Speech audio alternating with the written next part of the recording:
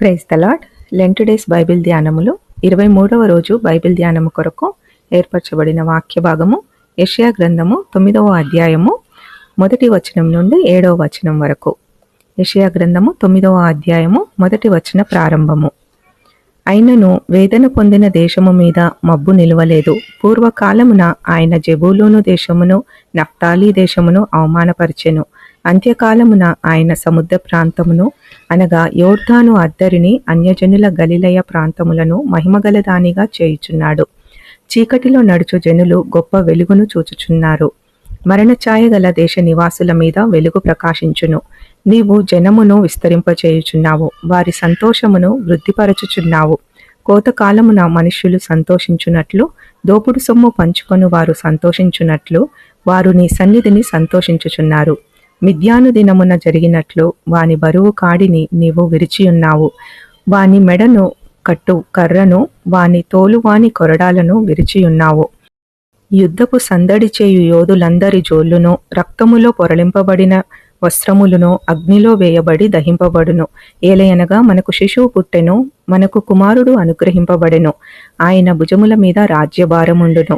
ఆశ్చర్యకరుడు, ఆలోచనకర్త, బలవంతుడైన దేవుడు, నిత్యుడగు తండ్రి, సమాధానకర్తయగు అధిపతి అని అతనికి పేరు పెట్టబడును. ఇది మొదలుకొని మితి లేకుండా దానికి వృద్ధి క్షేమమును కలుగునట్లు సర్వకాలము దావీదు సింహాసనమును రాజ్యమును నియమించును. న్యాయము వలనను నీతి వలనను రాజ్యమును స్థిరపరచుటకు అతడు సింహాసనాసీనుడై రాజ్య పరిపాలన చేయును. సైన్యములకు అధిపతియగు యెహోవా ఆసక్తి కలిగి దీనిని నెరవేర్చును. ఆమేన్. యెషయా గ్రంథము 9వ అధ్యాయము 1 నుండి 7 వచనాలలో చీకటి నుండి వెలుగును, అణచివేత నుండి విముక్తిని తీసుకువచ్చి లోకమంతటికి రక్షణను అనుగ్రహించిన మెస్సయ్య ఆగమనమును గూర్చిన ప్రవచనములు, ఆయన జననము, జీవితము, మరణము మరియు పునరుత్థానంలోని వాగ్దానముల నెరవేర్పును మనం గమనిస్తాము. 9వ అధ్యాయము 2వ వచనంలో ఉన్న వాక్యము మత్తయి సువార్త 4వ అధ్యాయం 16వ వచనంలో కూడా మనం చూస్తాము. చీకటిలో నడుచు ప్రజలు గొప్ప వెలుగును చూచుచున్నారు. యేసు గలిలయలోని ప్రజలను దర్శించడాన్ని ఈ వచనం సూచిస్తుంది. ఈ వచనం మనకు కూడా వర్తిస్తుంది. మనము వెళ్ళు ప్రతి చోట ఉన్న చీకటిలోనికి మనము వెలుగును తీసుకొని వెళ్ళాలి అనేది దేవుని చిత్తమై ఉన్నది. 9వ అధ్యాయము 6-7 వచనాలు యేసును ప్రవచనాత్మకంగా సూచిస్తున్నాయి. ఆశ్చర్యకరుడు, ఆలోచనకర్త, బలవంతుడైన దేవుడు, నిత్యుడగు తండ్రి, సమాధానకర్తయగు అధిపతి అని అతనికి పేరు పెట్టబడును.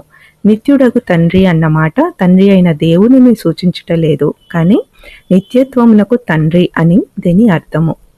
ఇక్కడ 9వ అధ్యాయము 6వ వచనంలో ఆయన భుజముల మీద రాజ్యభారముండును అని చెప్తుంది. రాజ్యభారము ప్రభువు భుజములపై ఉన్నప్పుడు అది క్రైస్తవ పరిచర్యలో నుండి ఒత్తిడిని తీసివేస్తుంది. ఇక్కడ రాబో రక్షకుడిని రాజుగా వివరిస్తుంది. ఆయన మన ప్రతి బరువైన కాడిని విరుగగొట్టియున్నాడు. 7వ వచనము అత్యధిక అభివృద్ధిని, క్షేమాన్ని కలిగిన దేవుని రాజ్యాన్ని గూర్చి తెలుపుతుంది. మన రక్షకుడైన ప్రభువు నీతి న్యాయములు గల రాజ్యమును స్థిరపరచుటకు సింహాసనాసీనుడై రాజ్య పరిపాలన చేయునుగాక. ఆమేన్. Praise the Lord. పరలోక పౌరత్వం నాకు నిచ్చినావో, పరిశుద్ధులతో నిలిచే భాగ్యమిచ్చినావో. పరలోక పౌరత్వం నాకు నిచ్చినావు, పరిశుద్ధులతో నిలిచే భాగ్యమిచ్చినావు. దూతల కందని నీ దివ్యమైన సేవను, దూతల కందని నీ దివ్యమైన సేవను దుమ్ముదోలినైన నన్ను చేయనిచ్చినావు. ఎందుకింత ప్రేమ చూపావు నా యేసయ్యా, ఎంత మంచి ప్రేమ చూపావు. ఎందుకింత ప్రేమ చూపావు నా యేసయ్యా, ఇంత మంచి ప్రేమ చూపావు. ఎన్నతగని నన్ను ఎన్నుకున్నావు, ఎందుకింత ప్రేమ చూపావు నా యేసయ్యా, ఎంత మంచి ప్రేమ చూపావు. ఎన్నతగని నన్ను. హల్లెలూయా.